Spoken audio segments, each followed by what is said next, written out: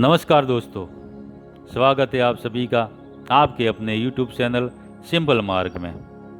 दोस्तों, नर्मदा परिक्रमा की इस अविरत बहती यात्रा का आज हमारा 31वां दिन है।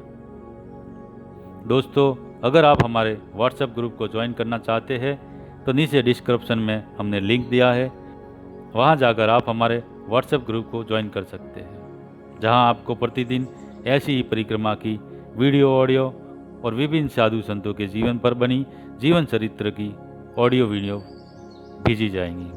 नर्मदे हर। 3 फरवरी 2018 अंचोया माता मंदिर से जनकेश्वर, कोटेश्वर, बरकाल, मौलेथा, नांदेरिया, चाणोद, करनाली, बारबड़ा, मोरिया। हम सुबह 6 बजे उठे। अभी बाहर अंधेरा ही है, पर सारे परिक्रमावासी जाग गए हैं। समय का सदुपयोग तो कोई इनसे सीखे। सामने ही लगे नलों पर हमने स्नान किया और फिर पूजा। कुछ परिक्रमावासी बिना स्नान पूजा के ही आगे बढ़े, पर हम तो हमारे तय नियम से ही जाएंगे। सुबह सुबह ही कुछ परिक्रमावासियों के व्यवहार में आपसी स्वार्थ भी देखने को मिला।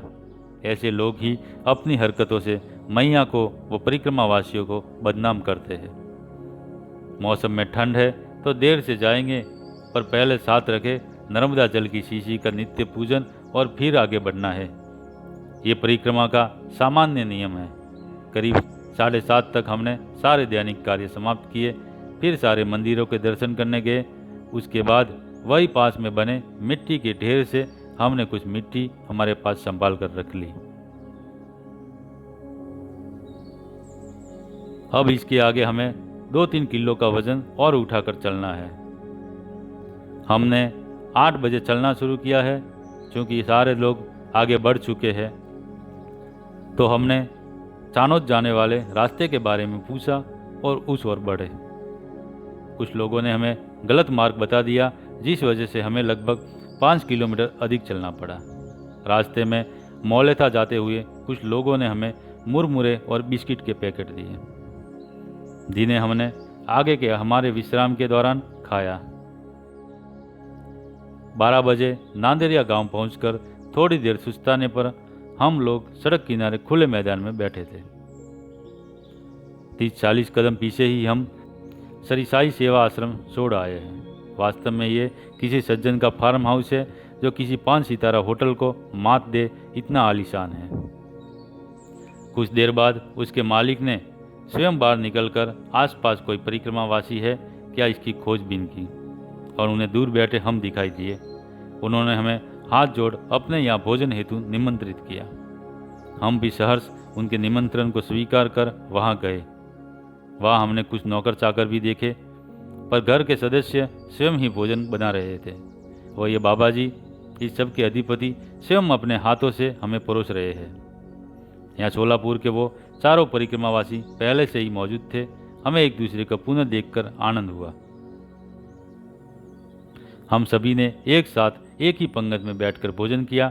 भोजन बहुत ही लजीज था, जो किसी भी प्रसिद्ध होटल को टक्कर देने में सक्षम था। भोजन में हमने रोटी, चावल, दाल और टमाटर, आलू, बैंगन की रसेदार सब्जी खाई। उसके बाद हम सह परिक्रमावासी साथ बैठ कुछ देर सुस्ताने लगे। हमारे द्वारा किसी के बिना कहे ही टाट पट्टी भोजन हेतु बैठने की दरी को उठाता देख सोलापुर के स्वामी जी, भगवा वेशधारी सन्यासी जी ने हमारे इस कार्य की बहुत सराहना की। बातों में हमें पता चला कि इन्हें दत्त भगवान का कुछ कृपाशीष प्राप्त है, अतः ये अब सन्यासी जीवन में आ गए थे। इनका आश्रम पुणे सोलापुर रोड पर कुर्डुवाड़ी में है। स्वामी जी द्वारा मेरे भविष्य के विषय में कुछ बातें कही गई, जिससे रवि जी विशेष खुश हुए। इसी दौरान गृह स्वामी ने हमें अन्य किसी वस्तु की आवश्यकता तो नहीं, ये पूछने के बाद अनुमति ले वो परिवार सहित भोजन हेतु बैठे। उनकी इस सरलता की सच में जितनी प्रशंसा की जाए उतनी कम है।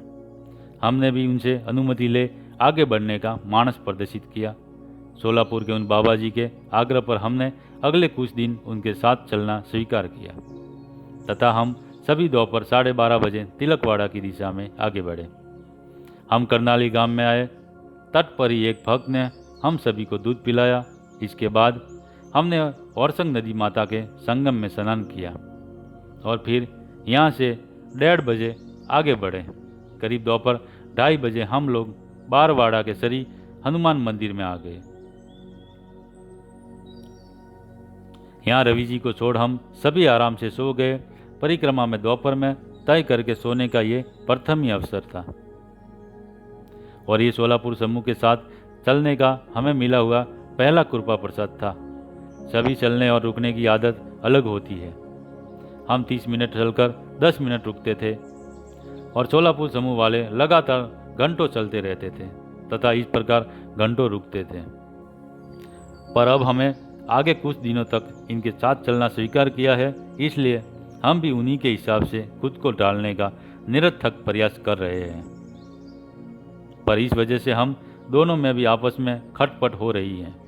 इसके बाद हमने रवि जी के आग्रह पर यहाँ से आगे बढ़ना शुरू किया, वरना ना जाने हम लोग कब तक सोते रह जाते।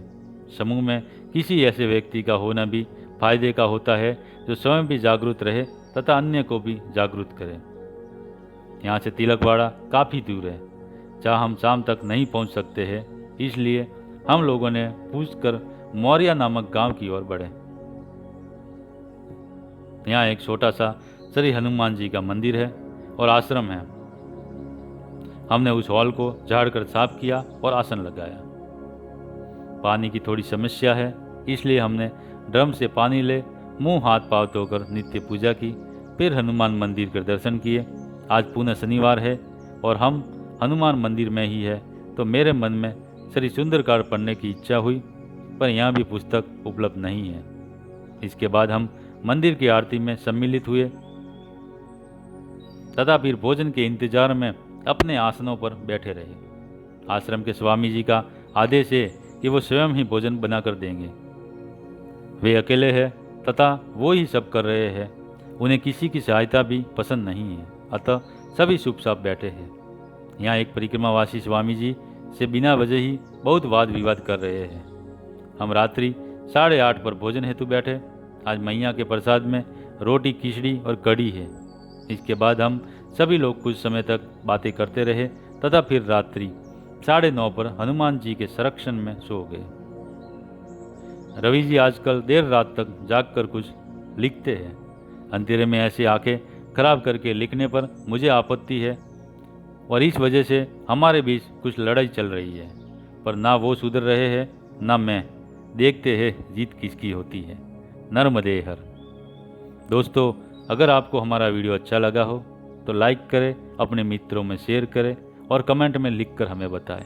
और अभी तक आपने हमारे चैनल को सब्सक्राइब नहीं किया है तो प्लीज़ सब्सक्राइब जरूर कर ले। नर्मदे हर।